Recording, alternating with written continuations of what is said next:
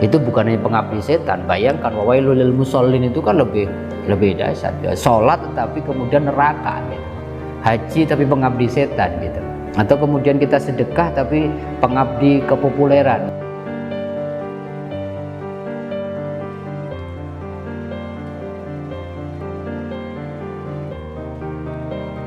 Assalamualaikum warahmatullahi wabarakatuh. Kita berjumpa kembali di channel Tauhid Cinta. Kali ini kita akan membahas mengenai haji pengabdi setan. Judulnya ngeri sekali sebenarnya, tapi ini adalah judul sebuah artikel yang ditulis oleh almarhum Kiai Haji Ali Mustafa Yaqub.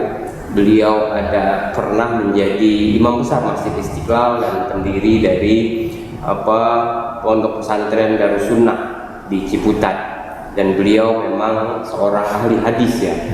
Nah, dalam artikel itu beliau mengatakan bahwa haji bisa wajib tapi juga bisa haram dan bahkan juga bisa menjadi makruh. Nah, ini maksudnya gimana? Kita akan membincangkan ini dengan Ustadz Mukhlisin Aziz. Beliau adalah pembina dari channel Tauhid Cinta ini dan juga dosen di Institut Ilmu Al-Quran. Assalamualaikum Ustaz. Assalamualaikum warahmatullahi wabarakatuh. Haji pengabdi setan. Iya. Ada film pengabdi setan ini, haji pengabdi setan. Ada ini ya, kontradiksi ya kelihatannya. Ada kontradiksi. Provokatif sekali judulnya. Iya. Jadi kira-kira di artikel itu almarhum Kiai Haji Ali Mustafa Yaqub itu mengatakan bahwa ya ketika orang baik atau orang soleh itu ya ini kan track record ya. Iblis ini kan luar biasa ya. Ya dia bisa mengganggu orang berbagai cara, bukan cuma untuk melakukan keburukan tapi juga kebaikan. Ya. Nah, itu gimana Ustaz? Maksudnya kita suruh iblis melakukan kebaikan tapi itu salah gitu loh. Ya, saya kira kalau kita lihat konteks kenapa beliau ya almarhum Kiai Haji Ali Mustafa Yaqub menulis itu, saya kira atas kegelisahan beliau ya. Kegelisahan beliau di Indonesia ini kan waiting list haji itu udah lama sekali, tapi begitu banyak orang yang berhaji berkali-kali gitu. Jadi kira-kira udah gemes aja jadi beliau. Sehingga kemudian beliau memberikan satu gambaran, walaupun Rasulullah itu diutus 23 tahun gitu. Haji itu baru diperintahkan tahun 8 Hijriah. Artinya Rasulullah punya waktu tahun 8 Hijriah, 9 Hijriah, 10 Hijriah 3 tahun untuk haji. Ternyata hajinya cuma sekali. Rasulullah cuma pertama dan terakhir. Ternyata Rasulullah umrohnya cuma 3 kali. Mestinya kan punya kesempatan Ramadan umroh berkali-kali gitu. Dan itu dilakukan 1 kali 1 tahun. Iya, dan artinya apa? Rasulullah ingin mengatakan bahwa ibadah itu ada yang berdampak pribadi dan ada yang berdampak sosial. Dan ternyata Allah itu lebih senang ibadah itu diprioritaskan yang berdampak sosial. Al-muta'addidah afdalu minal qasirah gitu. Jadi ibadah yang punya dampak tidak hanya pribadi tapi sosial itu harus afdal, lebih mulia dibandingkan berdampak pribadi gitu. Haji itu kan dampaknya pribadi ya. Oleh karenanya kalau orang kemudian tidak jadi berhaji, memilih bahwa di sekitarnya ada satu ungkapan menarik Mas Rifi. Saya pernah nanya di satu forum, ketemu seorang jamaah. Dia nanya, "Udah haji?" gitu ya. "Saya belum haji Pak Ustaz." "Kenapa? Belum mampu?" gitu. "Wah, masa sih?" gitu ya. Karena bagi saya itu yang namanya mampu, man istata'a itu bukan hanya saya Pak Ustaz. Bukan hanya keluarga saya tapi lingkungan saya juga.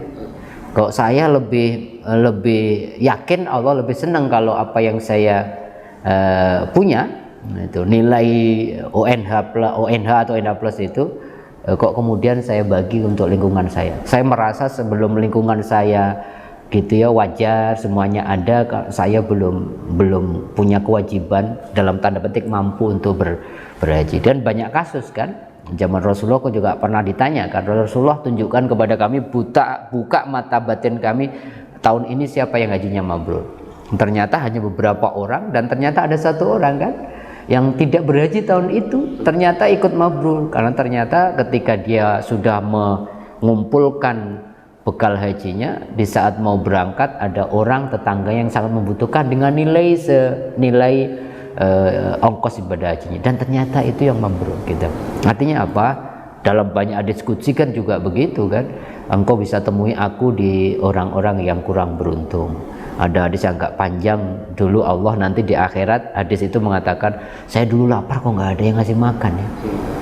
Dan kita kaget, ya Allah, kok engkau lapar sih, bukan engkau yang memberi makan kepada seluruh makhluk. Dan Allah mengatakan, seandainya ada orang lain lapar, engkau beri makan, engkau akan ketemu aku di sana. Kok saya dulu sakit nggak ada yang jenguk sih? Kok dulu saya haus nggak ada yang ngasih minum? Dan ternyata Allah itu kita bisa temui ketika kita menyapa, membahagiakan orang-orang yang ada di sekitar kita. Dan itulah yang disebut ibadah yang berdampak sosial. Dan itu lebih afdal dibandingkan yang berdampak pribadi. Masih ingat ada seorang sufi yang diprotes oleh murid-muridnya karena ternyata setelah bertahun-tahun ikut tradisi pesantren itu nggak diajarin sesuatu yang heboh gitu. Pak Kiai gimana sih gitu, di sana udah bisa naik berjalan di atas air gitu. Karena bayangan kita itu orang dekat sama Allah itu punya kekuatan-kekuatan itu. Kata kiainya, itu mah Lata juga pinter gitu. Di sana bisa terbang Mbak Kiai. Di sini kok nggak diajarin apa-apa. Nah, itu mah burung lebih pinter. Di sana lebih heboh lagi ya. Bisa berada di banyak tempat di satu waktu. Kata gurunya, setan lebih pinter. Gitu. Akhirnya apa yang menarik? Tahukah kamu gitu? Jalan menuju Tuhan itu sebanyak nafas manusia, dan jalan tercepat adalah berkhidmat kepada mereka dan membahagiakan mereka. Itu sebenarnya pesan dari, saya kira, Pak Ali Mustafa Yaakob rahimahullah ingin mengabarkan kepada kita, mengingatkan kepada kita, hati-hati kalau engkau beribadah niatnya bukan ikhlas, didorong oleh ayo haji lagi, tapi itu kemudian menuruti bisikan-bisikan untuk menguatkan egomu, itu berarti tanpa sadar engkau mengabdi kepada setan gitu. Jadi lebih kepada bagaimana kita menjaga kemurnian kita, wa ma umiru illa liya'budullaha mukhlishina lahuddin. Dalam konteks haji saya kira dampaknya signifikan Mas Rifki. Bayangin kalau ada 10.000 orang yang berhaji 2 kali, ada 10.000 orang gitu, waiting listnya mundur 1 tahun, 10.000 gitu ya. Bayangin kalau lebih banyak lagi gitu ya. Terus ya apalagi sekarang kan umroh bisa masya Allah, jadi betul-betul jadi healing lagi gitu. Itu bayangin gitu. Sementara di rumahnya ada yang membantu di rumahnya, anaknya nggak bisa sekolah. Sementara mereka umroh sekeluarga. Itu kan banyak hal yang miris, bahwa agama itu hati-hati. Ayo kamu umroh lagi, kamu nanti hebat loh. Kamu status rohanimu semakin wah.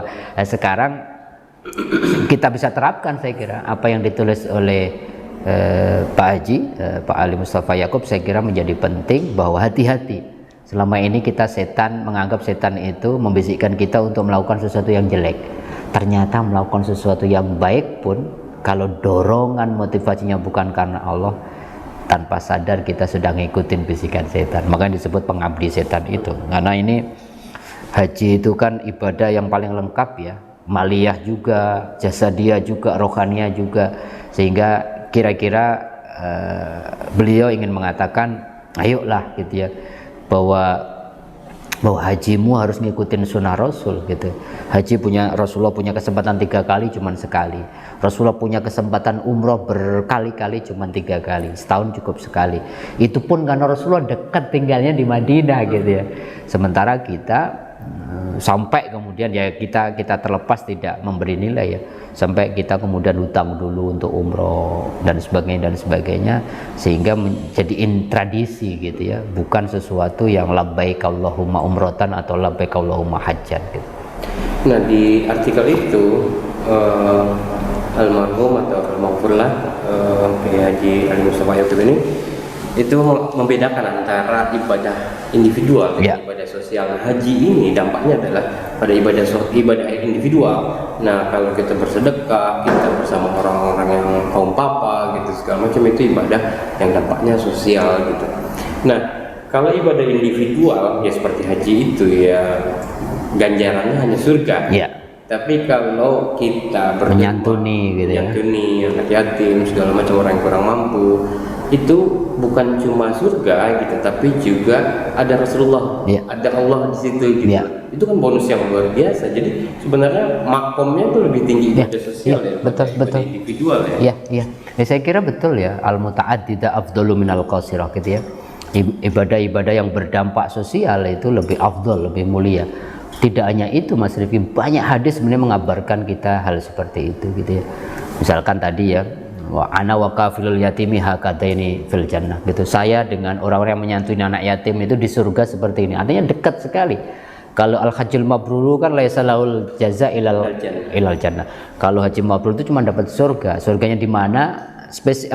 Umum. Tapi kalau menyantuni anak yatim itu dekat Rasulullah. Bahkan Rasulullah mengatakan orang yang paling dekat di surga nanti bersamaku adalah orang yang paling baik akhlaknya.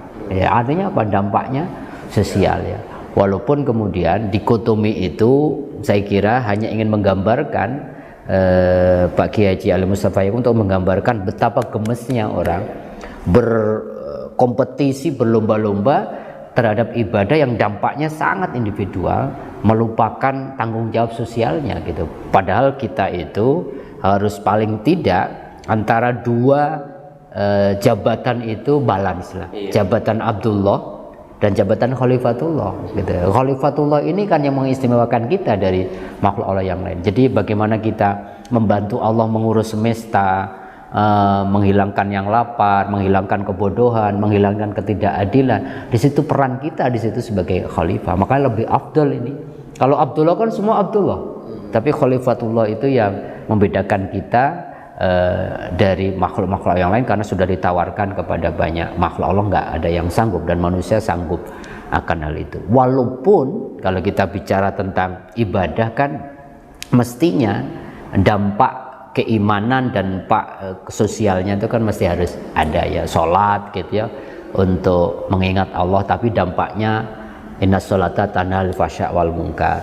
Haji pun kan juga begitu, haji mabrur dampaknya tibul kalam, afsus salam, wa it'amut ta'am. Dampaknya itu setelah haji pasti berdampak sosial. Tapi yang ingin ditekankan oleh beliau sebenarnya, jangan engkau gitu semangat untuk melakukan ibadah yang hanya untuk kepuasan egomu, sementara orang-orang di sekitarmu kemudian hanya untuk makan aja nggak bisa, sementara engkau umroh gitu ya 30 juta 9 hari, sementara lingkunganmu kemudian tidak berdampak. Saya kira Islam tidak mendikotomi antara ibadah individual maupun sosial, tetapi mestinya ibadah-ibadah yang bersifat vertikal itu berdampak otomatis dengan ibadah sosial, sehingga saleh individunya juga saleh sosial. Sebab kalau tidak ada tidak saja sekedar tidak diberikan pahala, ngeri loh Mas Rifki. Itu bukan hanya pengabdi setan. Bayangkan wawailul lil musallin itu kan lebih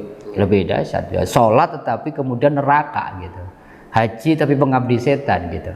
Atau kemudian kita sedekah tapi pengabdi kepopuleran dan sebagainya, riya dan sebagainya. Saya kira apa yang ingin diingatkan oleh beliau, jangan pernah lupakan motifmu untuk beribadah, karena engkau niatkan lillahi ta'ala, maka ya lillahi ta'ala nggak boleh dicampur oleh motif apapun, bahkan oleh hati-hati sangat halus. Semakin kita dekat sama Allah, semakin halus setan membisikkan, sehingga ada kesombongan yang bersifat spiritual, lebih suci, lebih alim karena berhaji tiap tahun dan sebagainya.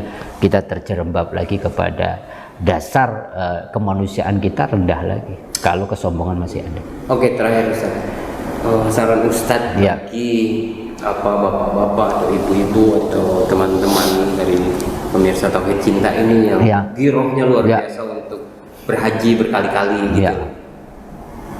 Saya kira kita harus rubah ya pola pikir kita, bahwa siapa sih yang tidak rindu lagi gitu ya untuk melihat Ka'bah, untuk mengunjungi Masjid Nabawi gitu ya, menyambangi dan bersolawat di depan makam Rasulullah. Tetapi Allah juga mengajarkan bahwa ibadahmu yang bersifat ritual, hablum minallah kepadaku, tidak berdampak apapun gitu ya, kalau engkau lupa akan orang-orang di sekitarmu. Bukan Allah tidak membolehkan kita berhaji tiap tahun, tetapi ketika kemampuan diri kita, kemampuan keluarga kita, kemampuan tetangga kita juga sudah dibereskan gitu ya.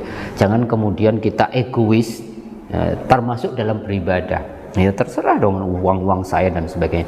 Saya kira itu, sehingga kemudian ayo teman-teman semua, Allah lebih senang kalau kemudian uang yang kita spend untuk haji yang kedua, ketiga, dan keempat bisa menghajikan orang lain sehingga menyempurnakan rukun Islamnya, atau kita gunakan untuk orang-orang di sekitar kita yang berdampak secara langsung maupun tidak atas kehadiran kita. Boleh jadi lebih manfaat, Allah lebih suka kalau kita sumbangkan untuk membantu usaha mereka, untuk menyekolahkan anak-anak yang nggak punya kemudian uang untuk pendidikan mereka, atau boleh jadi tetangga kita lagi sedang membutuhkan uang untuk pengobatan yang kalau tidak ada kemudian ada kematian. Tetapi kalau kemudian kita sudah sudah kita berikan itu semua secara keluarga beres, ya tetangga kita beres, ya Allah senang. Tetapi poinnya sebenarnya jaga keikhlasan kita dalam beribadah, dan jalan tercepat untuk dapat cinta Allah itu adalah dengan berkhidmat kepada sesama dan membahagiakan, memberikan rasa gembira kepada mereka. Haji kita belum tentu mabrur, sholat kita belum tentu khusyuk, puasa kita belum tentu puasa batin, tetapi kalau kita ikhlas memberikan rasa damai, membantu orang-orang di sekitar kita, kita ketemu Allah di sana dan lebih mempercepat perjalanan kita untuk takarub kepadanya. Oke, luar biasa Ustadz ya. Ya semoga bermanfaat, kita bisa mengambil hikmahnya dari sini ya. Ya mari kita semua mawas diri ya, kira-kira gitu. Betul. Misalnya mawas diri ya, karena jam terbang atau track record iblis atau setan ini luar biasa ya. Ya mari kita cek sama-sama apakah amal kita, ibadah kita, niat kita yang kita lakukan sudah didasarkan motifnya atau niatnya itu karena Allah atau karena ego kita, atau karena ingin pamer kita, atau karena ingin popularitas dan lain sebagainya. Ya bisa jadi kebaikan yang kita lakukan tidak menghasilkan apa-apa, muspro ya, bahkan malah menjerumuskan kita gitu ya, bukan cuma kejelekan atau keburukan, tapi kebaikan itu mari cek sama-sama ya. Semoga ya kita bisa mengambil pelajaran dari sini. Terima kasih atas partisipasinya, mohon maaf atas segala kekurangan. Wabillahi taufiq wal hidayah. Assalamualaikum warahmatullahi wabarakatuh.